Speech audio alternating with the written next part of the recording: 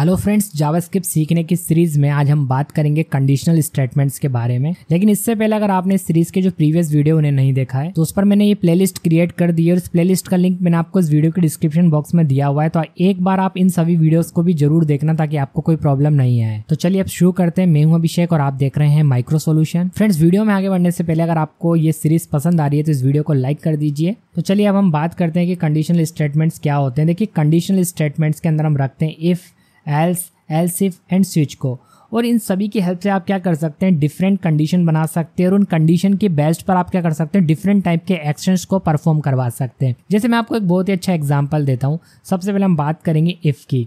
अब देखो, इफ के अंदर क्या होता है, मान लो कोई एक रास्ता है, इस रास्ते पर आपको जाना है और आपको बोला गया है कि जिस रास्ते से आप जा रहे हैं अगर वो रास्ता बंद हो, अगर ये रास्ता बंद हो तो आपको वापस घर आ जाना है, आप वापस रिटर्न हो जाएं, घर आ जाएं। ठीक है, तो ये कहलाएगा इफ। यानी अगर कंडीशन फॉल्स है, अगर आप इफ से क्या कर रहे हैं, कंडीशन बना रहे हैं, उस कंडीशन के आधार पर आप ऐसा लॉजिक लिखेंगे कि अगर कंडीशन फॉल्स हुई तो कोई आउटपुट नहीं आए, लेकिन अगर कंडीशन ट्रू होती है तो आपके सामने कोई ना कोई स्टेटमेंट प्रिंट होगा। उसी केस को हम यहाँ पर इस एग्जाम्पल से समझ रहे हैं कि अगर रास्ता खुला हुआ है तो आपका काम हो जाएगा, आपको जहाँ जाना है आप वहाँ चले जाएंगे, लेकिन रास्ता बंद हो तो आप वापस घर आ जाएंगे। यानी आपको कोई नया काम नहीं करना है। इफ में वही बोला गया है, कंडीशन ट्रू है तो काम हो जाए, कंडीशन फॉल्स है तो कोई आउटपुट नहीं आए। इसके बाद आता है इफ एल्स। इफ एल्स में देखो क्या होता है कि आपको बोला गया है आपके पास दो रास्ते हैं। ठीक है, अगर ये रास्ता बंद हो जिस पे आप जा रहे हैं तो आप इस दूसरे रास्ते से चले जाएं। आपको बोला गया है कि अगर ये पहला वाला रास्ता बंद है तो आप दूसरे रास्ते से चले जाएं, आपको घर नहीं आना है, दूसरे रास्ते से चले जाएं। ठीक है, तो इसमें आपको दो कंडीशन मिल सकती है। अगर ये होता है तो इस पे जाओ, और अगर ये फॉल्स हो जाता है तो आप सेकंड वाला जो भी स्टेटमेंट आप प्रिंट कर रहे हो उस पे आपका स्टेटमेंट प्रिंट हो जाएगा। वैसे मैंने आपको रास्ते का एग्जांपल देखिए जो समझाइए वही बात है। ये किसके अंदर मैं बात कर रहा हूँ, एल्स के अंदर, इफ एल्स की बात कर रहा हूँ। इसके बाद होता है एल्स इफ। एल्स इफ में क्या होता है, आप मल्टीपल कंडीशन लगा सकते हैं। देखो, एल्स इफ से आपके पास बहुत सारे रास्ते हैं।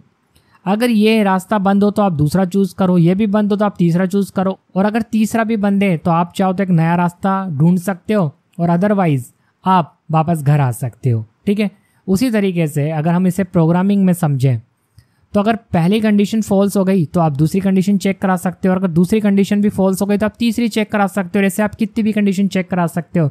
और अगर आप चाहते हो कि अगर सारी कंडीशन फॉल्स हो जाए जो भी आपने लगा रखी है तो फिर क्या हो, तो आप एक लास्ट में एल्स स्टेटमेंट चला सकते हो। इसके अंदर एल्स में बोल दिया हमने कि आप वापस घर आ जाओ। ठीक है, जैसा कि हम यहाँ समझ रहे हैं इस बात से, ये आपको लगभग सभी प्रोग्रामिंग लैंग्वेज में मिल जाएगा। इफ, एल्स, एल्स इफ जो मैंने आपको समझाया ये सभी प्रोग्रामिंग में सेम होता है। ठीक है, तो यहाँ पर सबसे पहले मैं आपको इफ समझाऊंगा ताकि आपको एकदम क्लियर हो जाए। उसके बाद हम एल्स देखेंगे, फिर हम एल्स इफ देखेंगे, और लास्ट में मैं आपको स्विच स्टेटमेंट बताऊंगा, क्योंकि स्विच जो है वो 2 वे कंडीशनल स्टेटमेंट होता है और ये सभी 1 वे कंडीशनल स्टेटमेंट होते हैं। ठीक है, 2 वे और 1 वे में क्या डिफरेंस है स्विच में मैं आपको बताऊंगा। अभी हम आगे बढ़ते हैं, और यहाँ पर मैंने ऑलरेडी कोड को टाइप करके रखा हुआ है ताकि टाइम बच जाए और मैं आपको ज़्यादा से ज़्यादा एक्सप्लेन कर पाऊँ। तो यहाँ पर इस एग्जाम्पल में हम स्क्रिप्ट टैग के अंदर आ गए, और स्क्रिप्ट टैग में मैंने एक वेरिएबल बनाया है, लेट से बनाया है, एज नाम का वेरिएबल, और इसके अंदर मैंने एक एज स्टोर कर दिया है। एक्चुअल में जो कोड लिखा है मैंने, ये कोड लिखा है, मान लो आप कोई एक ऐसी एप्लीकेशन बनाना चाहते हैं जिसके अंदर आपको फॉर्म को फिल करना है। अब फॉर्म फिल करने से पहले आप एक क्राइटेरिया यानी आप एक कंडीशन सेट करना चाहते हो कि जिसकी एज 18 से ज़्यादा हो या 18 हो, और उसकी एज 40 से कम होनी चाहिए या फिर 40 हो, वही उस फॉर्म को फिल कर पाए, अदरवाइज फॉर्म फिल ना हो। तो उसके लिए आप क्या करेंगे, चाहे तो सिंपल इफ का यूज़ कर सकते हैं। तो यहाँ पर सबसे पहले हमने सिंपल इफ का यूज़ करा है।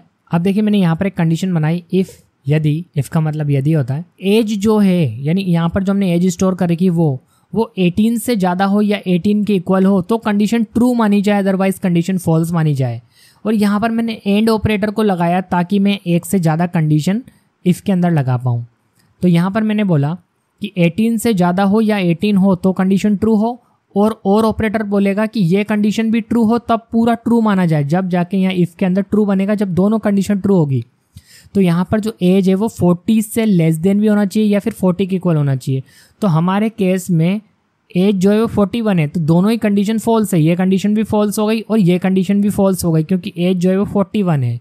ठीक है, यहाँ पर 40 से कम होना चाहिए। तो कंडीशन फॉल्स बनने पर यहाँ पर कोई आउटपुट नहीं आएगा। जब मैं इसका आउटपुट प्रिंट करूंगा तो यहाँ पर कोई भी आउटपुट नहीं आएगा, क्योंकि सिंपल इफ के अंदर कंडीशन फॉल्स होने पर सीधे एग्जिट कर जाता है, वो इफ की बॉडी से बाहर आ जाता है। तो यहाँ पर आउटपुट में कुछ भी प्रिंट नहीं होने वाला।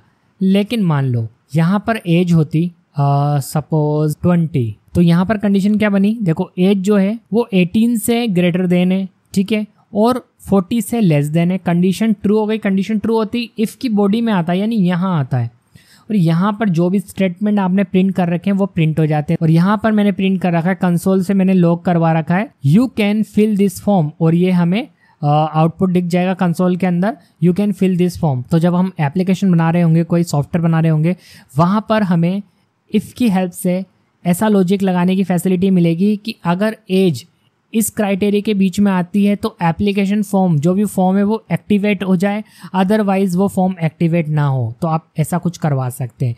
कंडीशन मैच नहीं करेगी तो काम नहीं होगा, एग्जिट कर जाओगे आप। कंडीशन मैच करेगी तो जो यहाँ स्टेटमेंट, जो भी कोड लिखा हुआ है वो चल जाएगा। ओके, ये था हमारा सिंपल इफ। अब सिंपल इफ में तो केवल आपको एक ही रास्ता मिला है। देखो रास्ता क्या मिला है, रास्ते से समझाया था ना मैंने आपको। रास्ता ये है कि कंडीशन ट्रू है, यानी रास्ता खुला हुआ है, तो ये काम हो जाए, ये काम हो जाए। लेकिन रास्ता बंद है का मतलब कंडीशन फॉल्स हो जाए तो वापस घर आ जाओ। तो वापस घर आने का मतलब यहाँ पर कुछ भी नहीं चलेगा, कोई आउटपुट नहीं आएगा। ठीक है, दोनों मैंने आपको कंपेयर करके समझा दिया। एक जो मैंने आपको नॉर्मल एग्जांपल दिया था रास्ते का, उसके साथ मैंने आपको प्रोग्रामिंग को भी कंपेयर करके समझाया है। ठीक है, इसके बाद हम बात करते हैं एल्स स्टेटमेंट की, यानी इफ एल्स की बात कर रहे हैं हम यहाँ पर। इसमें होता ये है कि देखो मैंने यहाँ पर कंडीशन तो वही सेट करी है, एज जो है वो 18 से ज़्यादा होनी चाहिए, और एज की जो वैल्यू है वो 40 से कम होना चाहिए, या 40 भी हो तो चलेगा क्योंकि इक्वल भी हमने लगा रखा है। तो अगर कंडीशन मैच करती है तो कंडीशन देखो, अगर मैं 41 के हिसाब से करूँ तो कंडीशन मैच नहीं करती, यानी दो रास्ते हो गए यहाँ पर। अगर ये बंद है तो इससे चले जाओ। ठीक है, तो यहाँ पर अगर ये कंडीशन फॉल्स हो जाए, अगर 41 के हिसाब से मैं चलता हूँ तो कंडीशन फॉल्स हो गई, क्योंकि यहाँ पर जो कंडीशन हमने लगाई है वो फॉल्स हो चुकी है, क्योंकि 41 40 से बड़ा होता है, और बड़ा होने की वजह से कंडीशन फॉल्स हो गई। और कंडीशन फॉल्स होती है ना, तब क्या होता है, तब यहाँ पर नीचे नहीं आता, यहाँ नहीं आएगा नीचे। कब, जब कंडीशन फॉल्स की बनी, वो कहाँ जाता है, एल्स में जाता है। तो एल्स का मतलब होता नहीं तो, अगर हो तो ये, यानी पहला वाला रास्ता अगर खुला हुआ है तो इससे जाओ, लेकिन बंद है तो आप दूसरे रास्ते से चले जाओ, दूसरा रास्ता दिया गया है।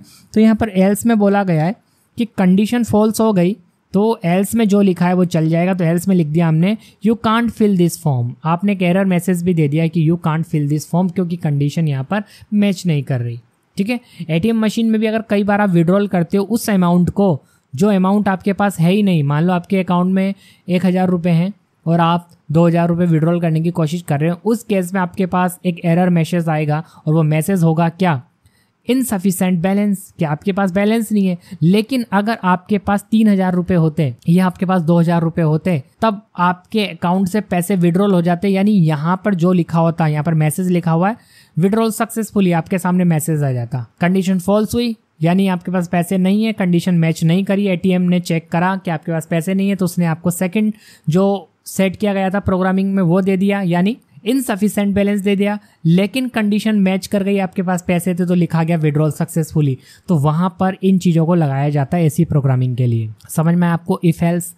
इसके बाद अगर हम बात करें एल्स इफ की, एल्स इफ क्या होता है, एक सारा बहुत सारी कंडीशन लगा सकते हो। इससे पहले केवल आपको 2 कंडीशन दी गई है, रास्ता बंद है तो दूसरे से चले जाओ, तीसरी कंडीशन कुछ भी नहीं है इसके अंदर।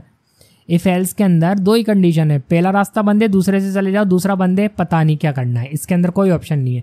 लेकिन अगर आपको आगे बढ़ाना है कि अगर पहला रास्ता बंद है तो दूसरे से जाओ, दूसरा बंद है तो तीसरे से जाओ, तीसरा बंद है तो आगे ढूंढो, तो अगर आपको एक से ज़्यादा कंडीशन लगानी है उस केस में आप एल्स इफ का यूज़ करते हैं। एल्स और इफ़ ये अलग चीज़ें हैं, जहाँ से समझना, सिंपल इफ एल्स और एल्स इफ ये अलग अलग है। एल्स इफ के अंदर आप एक कंडीशन के फॉल्स होने पर दूसरी कंडीशन चेक कर सकते हैं, दूसरी कंडीशन फॉल्स होने पर तीसरी, तीसरे से चौथी, और जितनी भी आपने लगा रखी है वो सब आप चेक करा सकते हैं। और लास्ट में आप चाहें तो एक एल्स स्टेटमेंट भी लगा सकते हैं और उससे आप अपना काम जो भी है वो करवा सकते हैं। जैसे कैसे, यहाँ पर मैंने इस बात को समझाने के लिए एक टोटल मार्क्स नाम का वेरिएबल बनाया, जिसके अंदर मैंने यहाँ पर देखो 100 स्टोर किया हुआ है। बट यहाँ पर मान लो आप जो भी स्टोर करोगे इसके हिसाब से ये काम करेगा। यहाँ पर हमने 100 स्टोर कर दिया अभी फिलहाल, 100 टोटल मार्क्स है। एक परसेंटेज नाम का वेरिएबल बना लिया। अब परसेंटेज निकालने के लिए मैंने एक फॉर्मूला लगाया जो कि एक्चुअल फॉर्मूला परसेंट निकालने का, वो है टोटल मार्क्स को डिवाइड कर दिया मैंने 500 से। मान लो 5 सब्जेक्ट है, एक एक सब्जेक्ट 100 का, उस हिसाब से मैंने यहाँ पर 500 मान लिया। तो यहाँ पर ये कुछ भी हो सकता है आपके हिसाब से। कुल मिला के मैंने परसेंटेज कैलकुलेट कर लिए यहाँ पर। तो परसेंटेज इस टोटल मार्क्स के आधार पर कैलकुलेट होकर इसमें आ जाएगी। हम केवल यहाँ पर वैल्यू बदलेंगे। हम कभी टोटल मार्क्स यहाँ पर 300 कर देंगे, कभी 400 कर देंगे, ठीक है। तो जो भी हम यहाँ पर टोटल मार्क्स रखेंगे उसके आधार पर यहाँ पर परसेंटेज कैलकुलेट होगी। अब परसेंटेज जो भी कैलकुलेट होगी उसके हिसाब से मुझे ग्रेड प्रिंट करनी है अलग अलग, ठीक है। अब अलग अलग कंडीशन हो सकती है ना। मान लो यहाँ पर नंबर कम हुए तो ग्रेड अलग होगी, नंबर ज़्यादा हुए तो ग्रेड अलग होगी। तो अलग अलग कंडीशन हो सकती है। उस कंडीशन को बनाने के लिए यहाँ पर हम एल्स इफ का यूज़ कर रहे हैं। तो यहाँ पर सबसे पहले हमने इफ स्टार्ट करा, बोला अगर परसेंटेज वाले वेरिएबल में जो भी वैल्यू जाए वो 90 से ग्रेटर देन हो या फिर 90 के इक्वल हो तो कंसोल डॉट लॉग प्रिंट करे A+, ये A+ प्रिंट हो जाएगा। अगर कंडीशन ट्रू होती है तो यहाँ पर 100 है तो पहली कंडीशन तो ट्रू नहीं होने वाली, क्योंकि 100 से अगर परसेंटेज कैलकुलेट होगी, टोटल मार्क्स यहाँ पर 100 है तो बहुत कम आने वाली, तो A+ इसमें तो नहीं जाएगी, यानी पहली कंडीशन तो फॉल्स हो गई। तो फिर हमने चेक कराया दोबारा से, देखो एल्स इफ अगर फर्स्ट कंडीशन फॉल्स हो जाए, यानी पहला रास्ता बंद हो जाए तो दूसरा रास्ता ये है। तो यहाँ पर चेक हुआ कि क्या जो परसेंटेज है वो 80 से ग्रेटर देन है या फिर 80 के इक्वल है। तो 100 मार्क्स पर यह भी कंडीशन ट्रू नहीं होने वाली, क्योंकि 100 ही टोटल मार्क्स हमने एंटर किए हुए हैं। तो यहाँ पर ये कंडीशन भी फॉल्स हो जाएगी। ये फॉल्स होगी तो फिर हमने यहाँ पर थर्ड कंडीशन चेक करा ली। अगर इससे मैच करती है तो B+ प्रिंट हो जाए, तो ये भी नहीं होगा, ठीक है, ये भी फॉल्स हो जाएगी। फिर हमने ये चेक करा ली कि अगर 50 से ग्रेटर देन हो या फिर 50 के इक्वल हो तो ये प्रिंट हो जाए, तो ये भी फॉल्स हो जानी है क्योंकि 100 मार्क्स है। फिर वो इस पे आएगा, अगर 35 से लेस देन हो किसी की परसेंटेज तो फिर C यहाँ पर प्रिंट हो जाए, और अगर इससे भी कम हो तो हमने एक लास्ट में एल्स चला ली, इस F का एल्स बना लिया। अगर ये भी कंडीशन फॉल्स हो जाए तो फिर आगे हमने कंडीशन चेक नहीं करी। मान लो सारे रास्ते बंद हो गए, जैसे मान लो किसी इंसान के सारे रास्ते बंद हो गए तो उसके पास एक लास्ट रास्ता होता है, क्या होता है वो आप सब जानते हैं क्या होता है, ठीक है। उसी केस में हमने यहाँ पर बना लिया कि सारे रास्ते बंद है, तो फिर लास्ट में हमने बोल दिया यहाँ पर फेल। सारे रास्ते बंद होने का मतलब सारी कंडीशन फॉल्स हो गई तो वो फिर फेल ही है ना, तो यहाँ पर हमने फेल प्रिंट करवा लिया, ठीक है। तो आपको समझ में आया। एल्स इफ का मतलब आप एक साथ बहुत सारी कंडीशन चेक करा सकते हैं। अगर ये सही नहीं है तो फिर ये चेक करके देखो, ये भी सही नहीं है तो फिर ये चेक करके देखो, और सारी सही नहीं है तो फाइनल आपने एक एल्स में बता दिया कि फिर ये मान लो, अगर सारी सही नहीं है तो फिर ये मान लो, ठीक है। तो ऐसे आप एल्स इफ का यूज़ कर सकते हैं। चलो मैं इसको एक बार आपको प्रैक्टिकल से दिखाता हूँ ताकि आपको एकदम क्लियर हो जाए। तो यहाँ पर फ्रेंड्स मैंने VS कोड ओपन कर लिया और यहाँ पर मैंने एक 11 नंबर की फाइल बना ली जिसका कि नाम रख दिया है मैंने कंडीशनल स्टेटमेंट, ओके।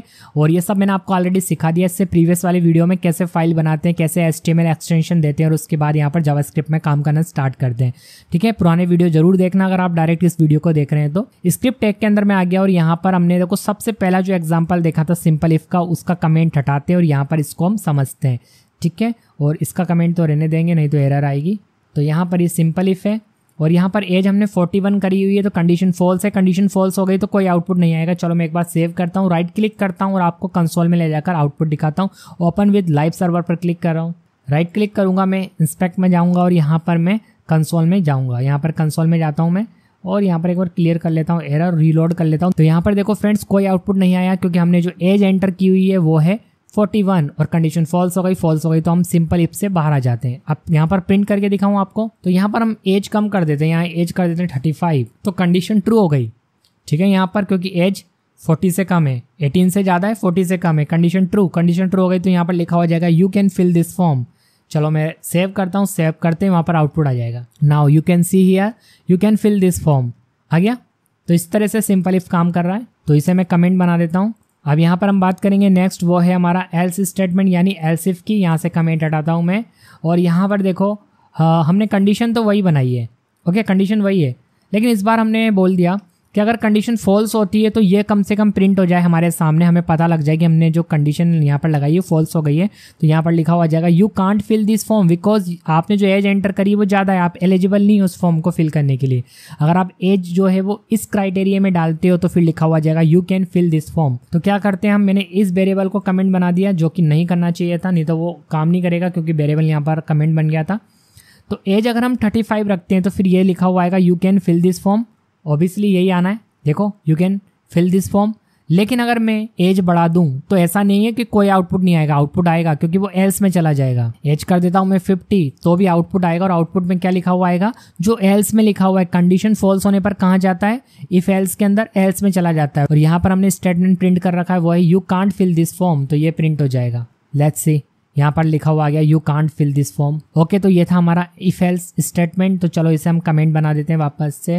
नेक्स्ट है एल्स इफ। एल्स इफ के अंदर क्या होता है, मैंने आपको बताया ना, एक साथ आप बहुत सारी कंडीशन लगा सकते हैं। तो कमेंट हटाऊं, सबसे पहले मैं आपको चेक कराऊं, वो परसेंटेज वाला ही एग्जाम्पल है ये। ओके, तो यहाँ पर मैंने कमेंट हटा दिया और यहाँ पर आप देखो टोटल मार्क्स में हमने 100 स्टोर किया हुआ है। तो 100 स्टोर होने की वजह से परसेंटेज बहुत ही कम कैलकुलेट होगी। अगर परसेंटेज कम कैलकुलेट होगी तो यहाँ पर किसी भी कंडीशन से मैच नहीं करेगा। क्यों? क्योंकि परसेंटेज कम रहेगी ना, तो कंडीशन से मैच नहीं करेगा, सारी कंडीशन फॉल्स हो जाएगी, लास्ट वाले एल्स में चला जाएगा और यहाँ पर फेल प्रिंट हो जाएगा। सेव करा मैंने। ओके, यहाँ पर आप आउटपुट देख सकते हैं, कंसोल में क्या लिखा हुआ गया, फेल। अब देखो हम क्या करते हैं, यहाँ पर टोटल मार्क्स बढ़ाते हैं। यहाँ पर टोटल मार्क्स बढ़ाकर हम 300 कर देते हैं और सेव करा मैंने, वहाँ पर ऑटोमेटिक रिफ्रेश हो गया। ओके, यहाँ पर इसकी बी ग्रेड आ गई और मार्क्स बढ़ाएं टोटल, तो यहाँ पर हम इसका टोटल मार्क्स बढ़ा कर देते हैं 500, तो बहुत ज़्यादा हो जाएगा। यहाँ पर हम 450 कर देते हैं और यहाँ पर सेव करते हैं। तो इस बार जो यहाँ पर ये बच्चा ये A+ ग्रेड ले आएगा। तो चलो एक बार सेव करते हैं यहाँ पर और देखते हैं। ओके, तो इसकी जो ग्रेड है वो A+ आ चुकी है। तो इस तरीके से आप अगर कोई प्रोग्रामिंग कर रहे हैं, आगे चल के जब आप बड़ी प्रोग्रामिंग करेंगे उस केस में आप यहाँ पर इफ एल्स का यूज़ कर सकते हैं, मल्टीपल कंडीशन लगा सकते हैं। और आई थिंक आपको समझ में आया होगा। अगर आपको वीडियो पसंद आ रहा है तो वीडियो को लाइक जरूर करें यार, खाली वीडियो देखें ना। ठीक है फ्रेंड्स, तो समझ में आ गया आपको। तो फ्रेंड्स ये था हमारा इफ कंडीशनल स्टेटमेंट और इसे हम वन वे कंडीशनल स्टेटमेंट बोलते हैं। वन वे इसलिए क्योंकि यहाँ पर हम अपनी चॉइस से कुछ नहीं कर सकते। अगर कंडीशन दी है तो उसी के आधार पर काम होगा। लेकिन इसके बाद जो मैं आपको सिखाने वाला हूँ वो है स्विच स्टेटमेंट्स, और इसे टू वे कंडीशनल स्टेटमेंट बोलते हैं।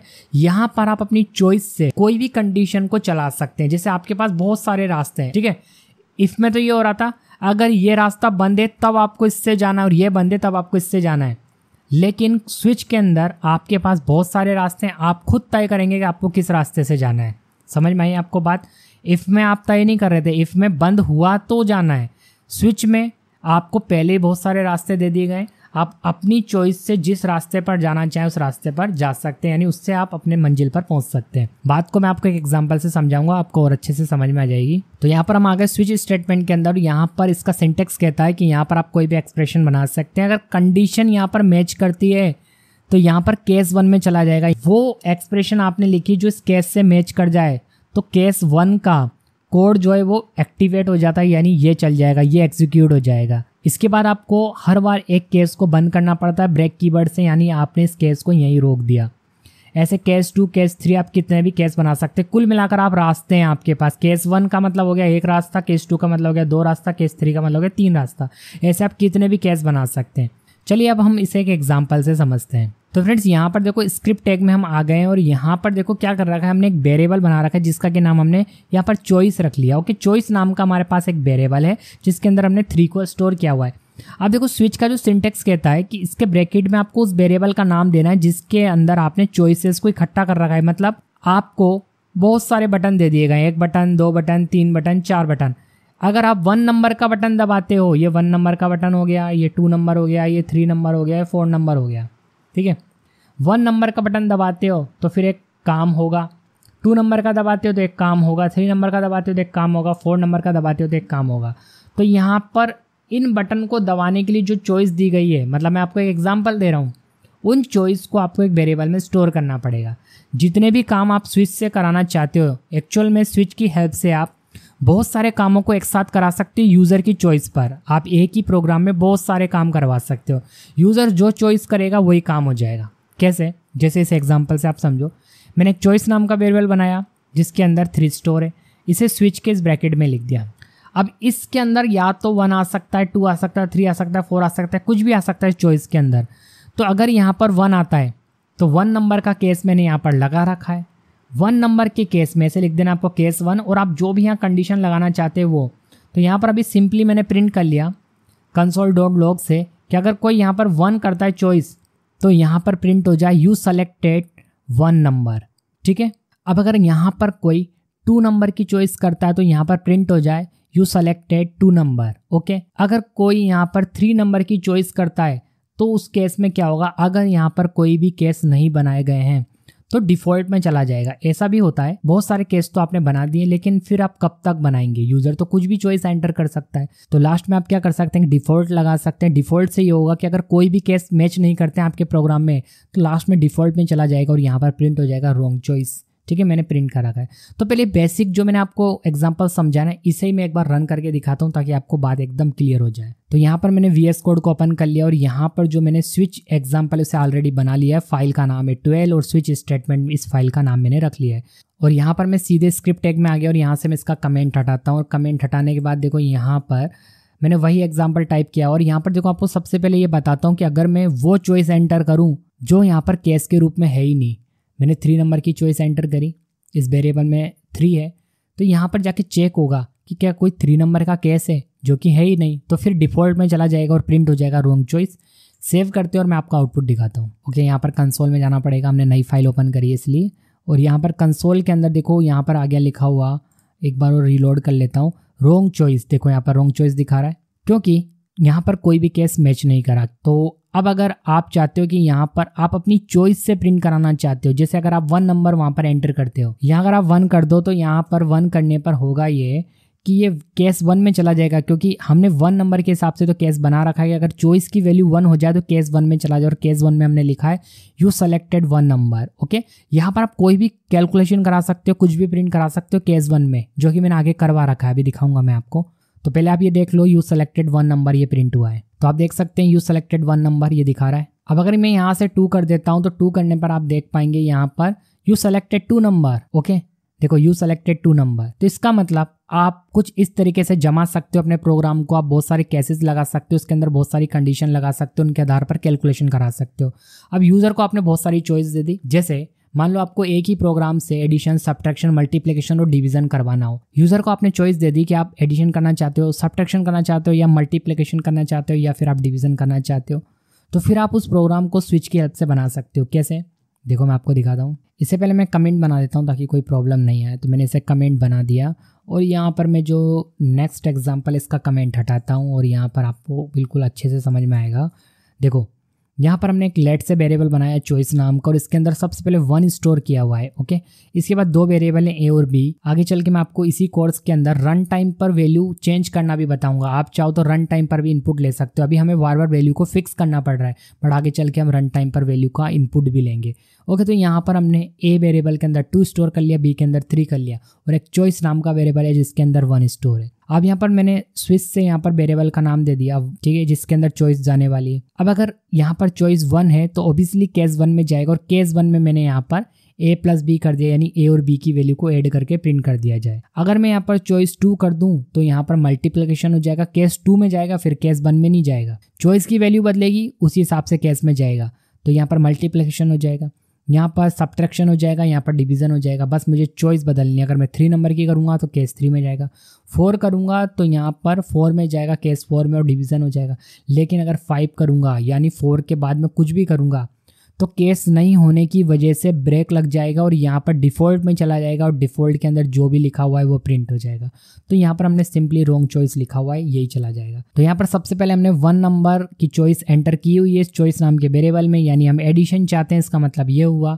तो यहाँ पर 2 + 3 हो जाएगा और 5 प्रिंट हो जाएगा क्योंकि केस 1 में जाएगा और यहाँ पर 5 प्रिंट हो जाएगा। देखो आउटपुट दिखाई दिया आपको, 5 आ गया। अब अगर मैं यहाँ पर 2 कर देता हूँ तो देखो आउटपुट चेंज हो जाएगा, देखो 6 आ गया। तो इस तरह से काम कर रहा है। लेकिन अगर मैं यहाँ पर 5 कर दूँ तो यहाँ पर केस नहीं होने की वजह से रॉन्ग चॉइस दिखाएगा। ओके, देखो यहाँ पर रॉन्ग चॉइस आ गया। तो इस तरह से फ्रेंड्स आप स्विच की हेल्प से बहुत सारी कंडीशन बना सकते हैं और यूज़र को ऐसा प्रोग्राम दे सकते हैं बनाकर कि वहाँ पर उसके पास बहुत सारे ऑप्शन होंगे चुनने के लिए। ऐसा जब आप बड़ी प्रोग्रामिंग करेंगे तो उसमें आपको देना पड़ता है कि अगर आप ये वाला ऑप्शन सेलेक्ट करते हैं तो ये वाला कोड चल जाए, ये ऑप्शन सेलेक्ट करते हैं तो ये कोड चल जाए। तो उसमें क्या होता है, एक्चुअल में यूज़र अपनी चॉइस ही तो एंटर कर रहा होता है, तो वहाँ पर फिर स्विच की हेल्प आपको लेनी पड़ती है। तो आज की वीडियो में केवल इतना ही फ्रेंड्स। आई होप आपको वीडियो पसंद आया हो। यदि आपको वीडियो पसंद आया तो वीडियो को लाइक एंड चैनल को सब्सक्राइब जरूर करिएगा और इस पूरी प्लेलिस्ट को अपने फ्रेंड्स के साथ जरूर शेयर करिए ताकि उनकी भी हेल्प हो पाए। तो मैं मिलता हूँ आपको नेक्स्ट वीडियो में। Thanks for watching.